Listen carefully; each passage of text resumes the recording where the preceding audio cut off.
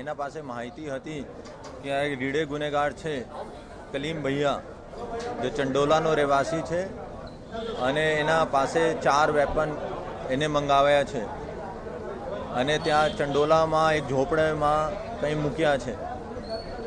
ત્યારે પીઆઈ ઘાસુરા એની ટીમ ત્યાં રેડ કરી, 4 વેપન પણ મળ્યા, કારતૂસ પણ મળ્યા અને એનો સાક્ષ્ય પંચનામા પણ કર્યો.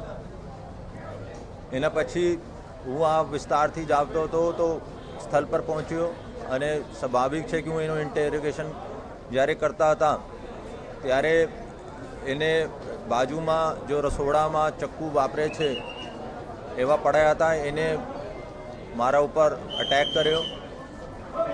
એને જો અટેક કર્યો અહીંયા ગરદન પાસે અટેક કરવાની કોશિશ કરી. હું સ્વાભાવિક રીતે મારા બોડીનું રિએક્શન, મારા હાથ, ડાબા હાથ ઉપર કર્યો અને ત્યાંથી કટ અંદર કર્યા અને એને જો બી કહીએ કે એને 2-3 વાર ત્યાં કટ માર્યો અને પછી બહુ એગ્રેસિવ થઈ ગયા હતા.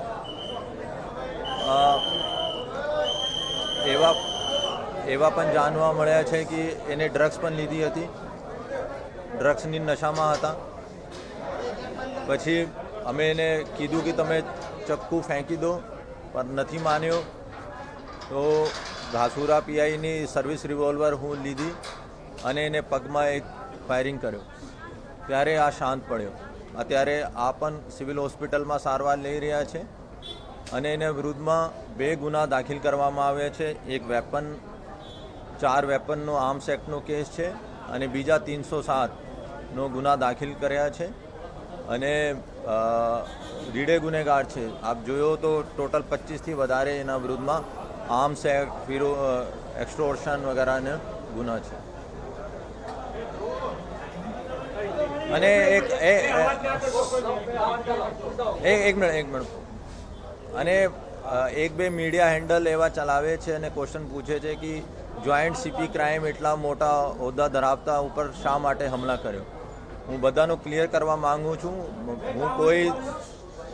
હું મારી ટીમે કોઈ ક્રાઇમ બ્રાન્ચની ટી-શર્ટ નથી પહેરી હતી.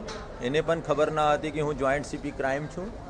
હું એનાથી ફક્ત નોર્મલ સાક્ષ્યનો કે ક્યાંથી વેપન લાવ્યો, એને મધ્યપ્રદેશ રતલામથી વેપન મંગાવ્યા છે.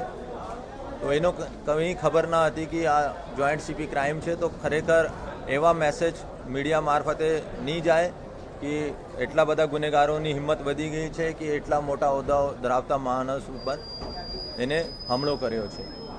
પર આ નશેમાં હતા, નશેમાં બેમાન હોય છે, એનો ખબર ના હોય કે સામેવાળા કોણ છે. અને એનો એવા પણ લાગ્યો કે અમારી પાસે જ્યારે વેપન વગેરે હતા કે એના ઉપર કંઈ હમલા ના થાય એના માટે એને હમલા કર્યો. અને હું તરત જ મારે પીઆઈને બહુ વ્યવસ્થિત રીતે સેલ્ફ ડિફેન્સ કર્યો, કે મારે હમલા પછી એના ઉપર મારવાની કોશિશ કરી. ત્યારે હું એને પાસેથી પીઆઈ પાસેથી વેપન લઈને ફાયરિંગ કર્યું.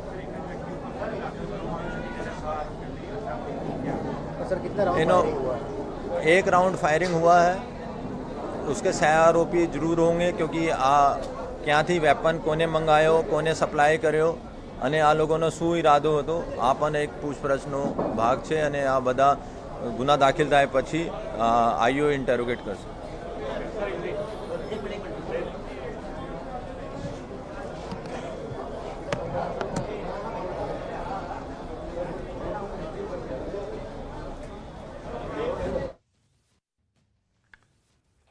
તો જેસીપી એ આ નિવેદન આપ્યું છે. આરોપી નશાની હાલતમાં હોવાનું અનુમાન છે અને પૂછપરછ દરમિયાન આ હુમલો કરવામાં આવ્યો છે.